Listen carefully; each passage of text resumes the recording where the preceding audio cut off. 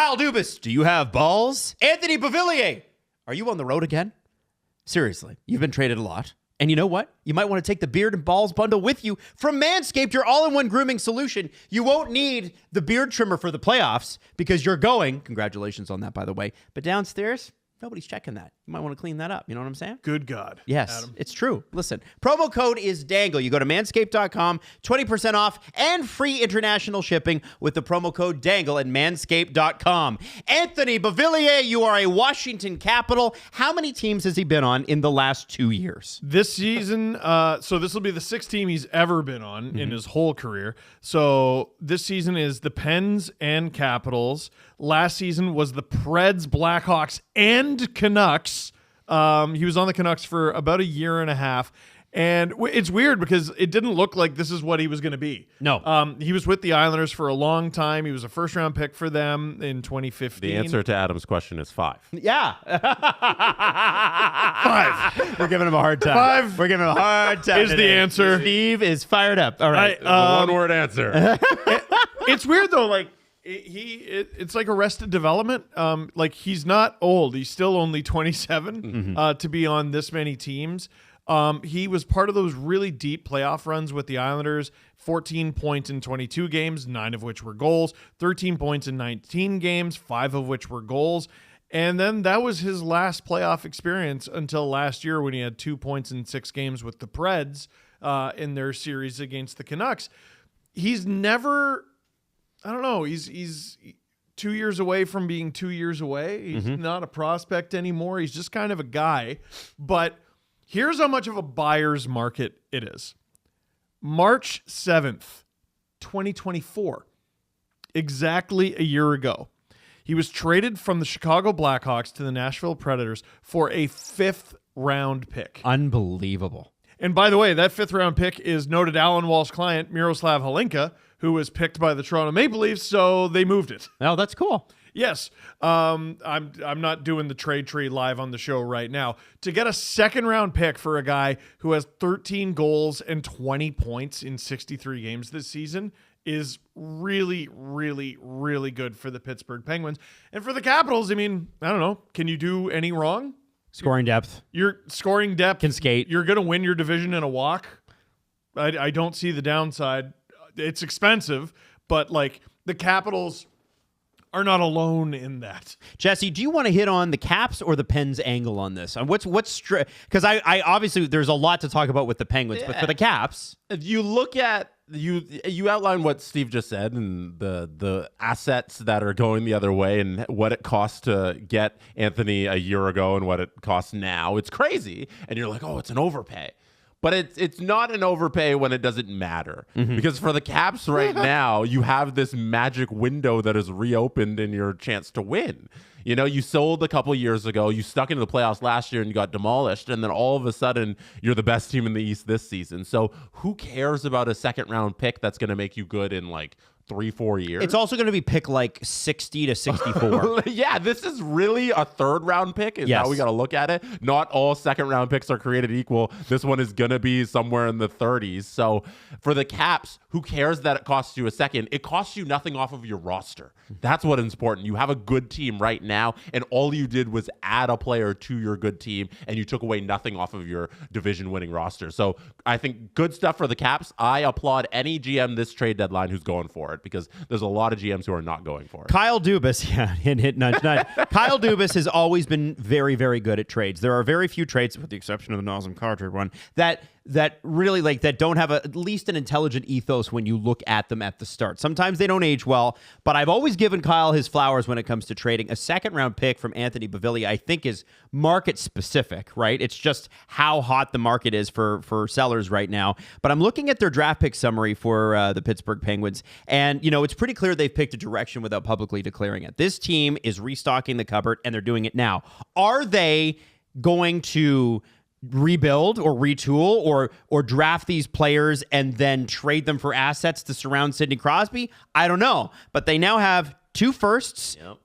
They didn't have a 2nd. Now they have 1, 3 thirds and 3 fifths in this draft, along with a 4, 6, and a 7. Next year, a 1st, 2 seconds, 2 thirds. The year after that, a 1st, 2 seconds, 2 thirds. You got to look into the camera, Adam. You got to look into the camera and say it. What do I need to say? Say, I'm sorry, Kyle. I'm not going to say that yet. What? But I will say He's done a fantastic Here, job I will say- restocking the cupboard. My friend Adam is sorry. I'm not. He's done a fantastic they job. picked a direction that was the wrong direction, and that's what I gave them crap for. I like the direction they're going. I would like to see a lot of words how for committed sorry. they are to that direction, though, guys. Oh. They're saying it's a lot of words. It's a lot of words for sorry. I You got to kiss it. Yeah. You got to kiss it. I'm sorry. Come on, Adam. Sorry, Kyle. I'm gonna kiss it.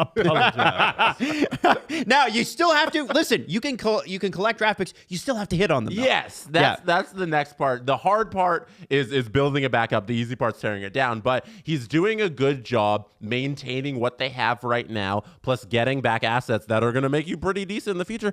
And like 3/3, 1 second, all the 3/5, you can turn all that stuff into things if you want to be competitive next season. We in Toronto anyway, we look at Kyle Dubas like he appeared out of thin air in 2018, and that's not the case. He was assistant GM for a number of years. 4 years. And we kind of forget like he was actually pretty good at this. Like this is kind of what he does.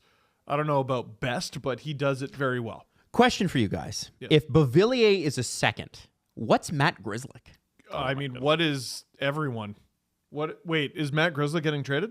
He's on an expiring deal, and he's been one of the guys that's been most rumored to be moved. I mean, Brian Dumoulin was essentially a second and a third. He was a second-round pick and a guy who was picked in the third round in last year's draft.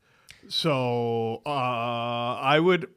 you could ask for a second, and it wouldn't be an immediate hang-up like it would be in a lot of years. And Matt Grzelcyk, if he could go back in time with his new hot tub time machine, he would probably be a right-handed defenseman. But because he's a lefty, I can see that the price be like a third and maybe a later round, like a third and a seventh or something like that. I don't think it's going to be quite a second-round pick because he's a lefty, but it's going to be a nice little return for Grzelcyk. Absolutely. One thing that I do want to say, though, is that I wonder if Kyle Dubas regrets not holding on to Marcus Pettersson a little bit longer because, that was a good trade.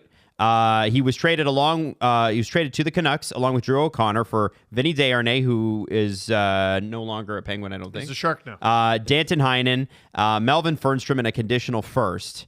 But I'm just wondering if that's what Matt Grzelcyk and Anthony Beauvillier are going to get.